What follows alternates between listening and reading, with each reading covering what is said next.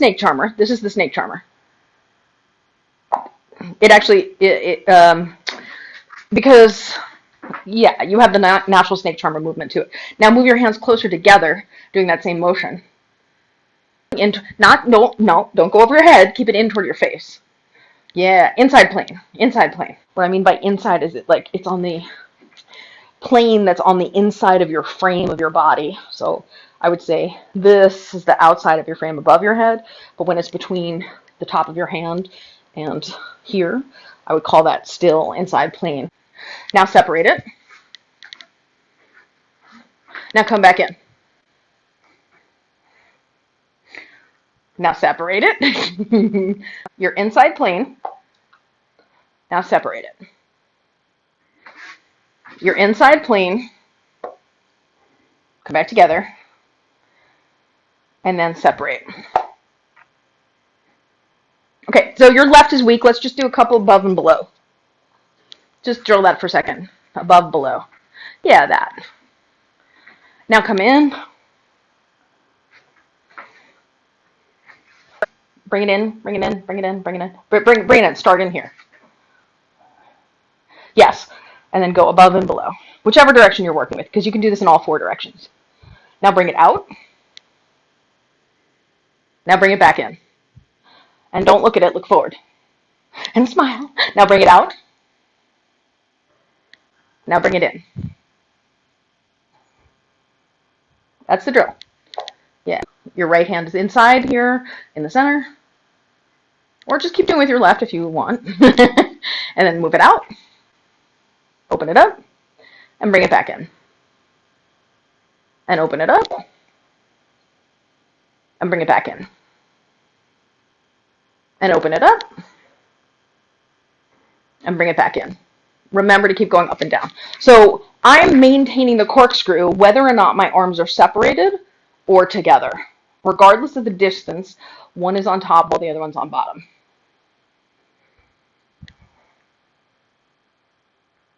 And I can move them like this, where it's a gradual movement from separated arms to together. Or I can do it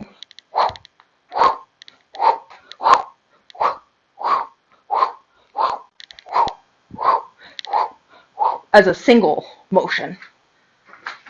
You can take the same concept and add your in-turns and your anti-turns, right? Going from this to your horizontal buzzsaw, either this way or this way, whichever way.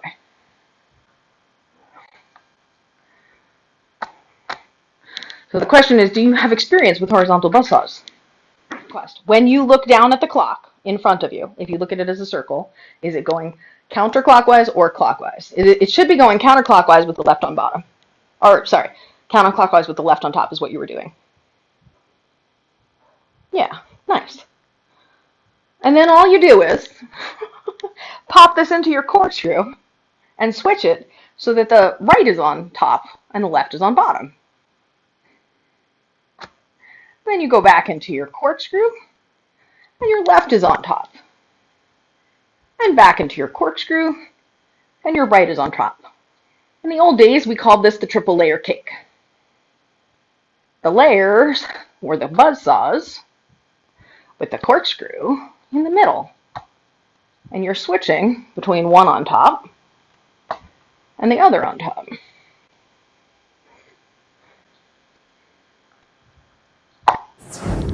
Now, if you are looking to tighten it up at all, one thing that can help with that is, so you said if it were vertical, and then I tipped it to the right, right? So if it's vertical, and you tipped it to the right, the left would be on top, and you'd be in counterclockwise. So you can play with this drill here, where what you're doing is gradually bending your plane from horizontal clockwise with the right on top to vertical overhand to horizontal counterclockwise with the left on top back to vertical. And you're just moving. All you do is just move between these buzzsaws from overhand, and then of course do the same thing from underhand. So then from underhand, if you tip it to the left, the right hand is on top in counterclockwise, and then you go back to vertical and underhand, and if you tip it to the right, it's in clockwise with the left on top.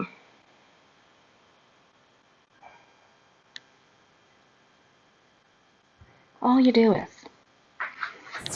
if you're struggling with the two-handed drill, of course, the best thing to do is to start with the one-handed drill with your left hand if you're a righty, with your right hand if you're a lefty, or I should say, with your less dominant hand, because being a righty or lefty doesn't necessarily determine which one's dominant. If I were to start an overhand with my left, I would tip it down so that it's under the arm. And when it's under the arm, you lift the elbow up so that you make space for it. You also probably bend at the elbow a little bit to keep it closer to your body. Then you come back up to vertical. And then when you tip it so that it's on top of the arm, or you are vertical and you're tipping it to the left, you're going to lower the elbow down so that it's under your arm. Now, if you're trying to focus on maintaining your clean planes, where it's vertical, you might be pulling toward you in the overhand direction. When it's horizontal, it's a push and a pull in this horizontal plane versus a pull in the vertical plane. Right? So you're still pushing and pulling. And that's true whether it's under the arm or on top of the arm. And doing this plane shifting can be really useful to just learn each of these. Now this is the beginner drill where you're on top, between, and on bottom, right? But you could keep going, right? So now it's on the outside, and now it's going to come across the top. And now it's back on the inside. And now it's going underneath. Now it's going to come up on the outside, and now it's going to come up on the top, and now it's on the inside. Or you could go the other way, where you go to the left, then to the outside, then underneath, then to the inside. Over the top, to the outside on the left, underneath, to the inside. Because, we all want those crazy drills, right? Because that'll lead to doing things like this, which you may not feel a need to do today, but you might. That's opposite direction. We could do it in the same direction. Right, so instead of doing it on the inside plane, we can do it on the outside plane of the arm. Because it's poi and it's infinite. It's just two balls and some string. Like life, it's what you make it. You're only limited by your time, your physiology, and your creativity. Well, I guess, and your willingness to practice. If you're not willing to pick up your poi, you're only going to get so far.